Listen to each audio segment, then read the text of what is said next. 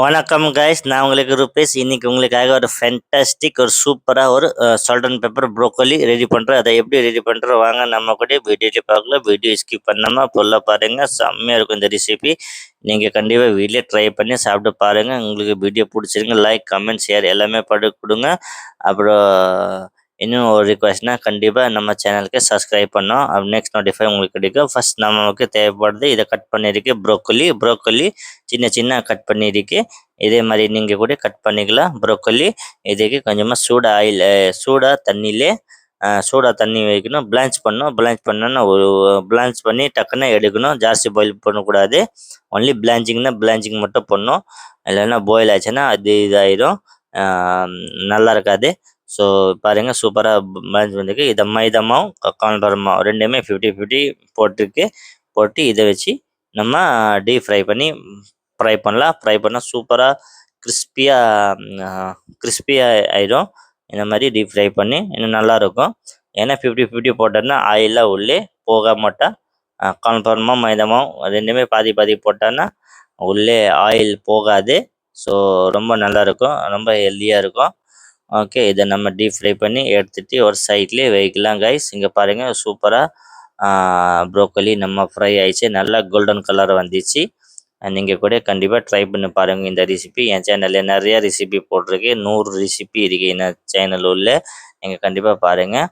இப்போது ஒரு கடையில் ஆயில் போட்டிருக்கு. ஆயில் போட்டு கொஞ்சமாக கார்லிக் போட்டு நல்லா சாட்டை பண்ணணும். ஏன்னா கார்லிக் நல்லா ஃப்ளேவர் வரணும்.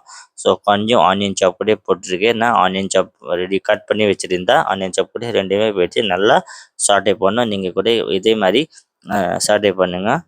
ஓகே கைஸ், அப்புறம் உங்களுக்கு நெக்ஸ்ட் என்ன ரெசிபி வேணாமா கண்டிப்பாக காமெண்ட்டில் சொல்லுங்கள். இதை ஸ்ப்ரிங் ஆனியனு கொஞ்சமாக கலர் கேப்சிகம் சொல்லலாம், பெல் பேப்பர். அதை கேப்சிகம் தமிழில் என்ன சொல்கிறா கண்டிப்பாக கமெண்ட்டில் சொல்லுங்கள். தமிழில் என்ன சொல்கிறா எனக்கு புரியல, பட் நீங்கள் காமெண்ட்டில் சொல்லுங்கள். அப்புறம் கொஞ்சமாக சில்லி ஃப்ளேக்ஸ் போட்டிருக்கு. சில்லி ஃப்ளேக்ஸ் போட்டு கொஞ்சமாக வெஜிடபிள் ஆரோமேட்டிக் பவுடர் போட்டிருக்கு. ரெண்டுமே போட்டு நல்லா சாட்டை பண்ணணும். இதை நல்லா சாட்டை பண்ணணும், நல்லா மிக்ஸ் பண்ணணும். ஸோ இதை லைட்டாக டார்க் சோயா சாஸ் கூட போட்டிருக்கு. இன்னும் கலர் சூப்பராக வந்துடும்.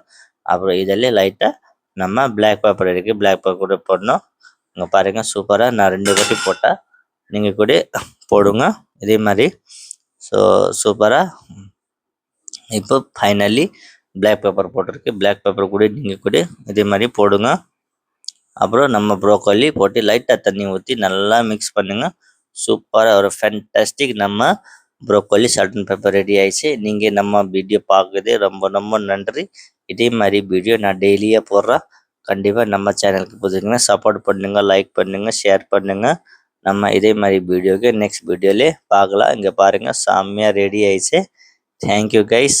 நம்ம வீடியோ பார்க்குறது ரொம்ப ரொம்ப நன்றி உங்களுக்கு. அப்புறம் இன்னொரு விஷயம் என்ன சொல்கிறேன்னா, நீங்கள் ரொம்ப சப்போர்ட் பண்ணீங்க. எனக்கு 500 சப்ஸ்கிரைப் கம்ப்ளீட் ஆயிடுச்சு. Thank you so much guys. Next வீடியோவில் நம்ம பார்க்கலாம். பை.